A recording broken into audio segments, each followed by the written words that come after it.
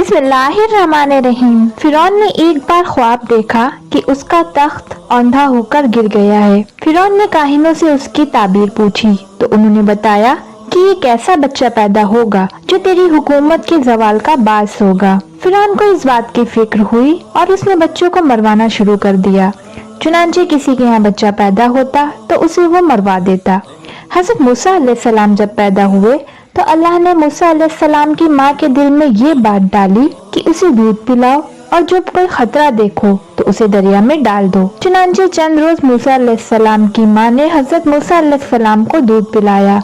इस अरसे में हज़रत मूसा अलैहिस्सलाम ना रोते थे और ना उनकी गोद में हरकत करते थे और ना आपकी बहन के सिवा किसी और को आपकी विलादत का इल्म था। फिर जब 3 माह का अरसा गुजर गया तो मूसा अलैहिस्सलाम की माँ को कुछ खतरा महसूस हुआ तो खुदा ने दिल में ये बात डाल दी कि अब तू मूसा को एक संदूक में बंद करके दरिया में डाल दे और कोई फिक्र ना कर, हम उसे फिर तुम्हारी गोद में ले आएंगे। चुनांचे मूसा अलैहिस्सलाम की माँ ने एक संदूक तैयार किया और उसमें रूई बिछाई और मूसा अलैहिस्सलाम को उसमें रखकर संदूक बंद कर दिया और ये संदूक दरिया में डाल दिया। उस दरिया से एक बड़ी नहर निकलकर फिरौन के महल में गुजरती थी। फिरौन में बीबी आसिया के नहर के किनारे बैठा था। जब एक संदूक नहर में आते देखा तो उसने कनीजों और गुलामों को संदूक निकालने का हुक्म दिया तो संदूक निकालकर सामने लाया गया। खोला तो उसमें एक नूरानी शक्ल फर्जंद था जिसकी पेशानी चमक रही थी। उसे देखते ही फिरौन के दिल में ऐसी मोहब्बत पैदा हुई कि वो वारफ्ता हो गया।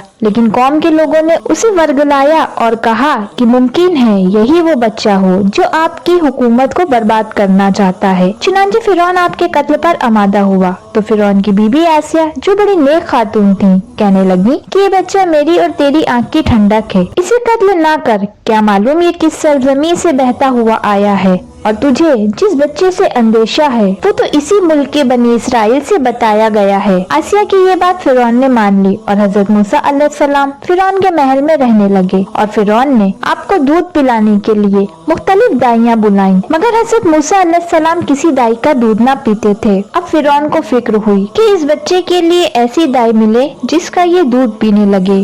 उधर हज़रत मूसा अलैहिस्सलाम की माँ अपने बच्चे की जुदाई में बेकरार थी और मूसा अलैहिस्सलाम की बहन जिसका नाम मरियम था वो आपके तजस्सुस करने और मालूम करने की संदूक कहाँ पहुँचा और आप किसके हाथ आए आपकी तलाश में थी। हत्ता कि पता चलाते चलाते वो फिरौन के महल में पहुँच गई और जब मालूम हुआ कि मेरा भाई इसी महल में है और किसी दाई का दूध नहीं पी रहा है तो फिरौन से कहने लगी क्या मैं एक ऐसी दाई की खबर दूं जिसका दूध ये बच्चा जरूर पिएगा। फिरौन ने कहा हाँ जरूर, ऐसी दाई को लाओ। चुनांचे वो उसकी ख्वाहिश पर अपनी वालिदा को बुला लाई और जब वो आई तो मूसा अलैहिस्सलाम फिरौन की गोद में थे और दूध के लिए रो रहे थे। फिरौन आपको बहला रहा था। जब आपकी वालिदा आई और आपने उनकी खुशबू पाई तो आप चुप कर गए और अपने वालिदा का दूध पीने लगे। फिरौन ने पूछा तो इस बच्चे की कौन है जो इसने किसी दाई का दूध नहीं पिया और तेरा झट पी लिया।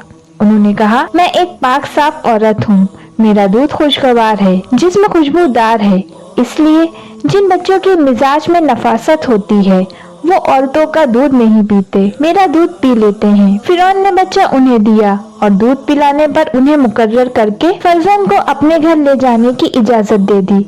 चुनांचे आप मूसा अलैहिस्सलाम को घर ले आईं और अल्लाह ताला का ये वादा पूरा हो गया कि हम उसे फिर तुम्हारी गोद में लाएंगे। इस तरह मूसा अलैहिस्सलाम की परवरिश खुद फिरौन ही के जरिए होने लगी। आप दूध पीने के जमाने तक अपनी वालिदा के पास रहे। उस जमाने में फिरौन उन्हें एक अशरफी रोज देता रहा और दूध छुड़ाने के बाद आप मूसा अलैहिस्सलाम को फिरौन के पास ले आईं और आप वहाँ परवरिश पाते रहे।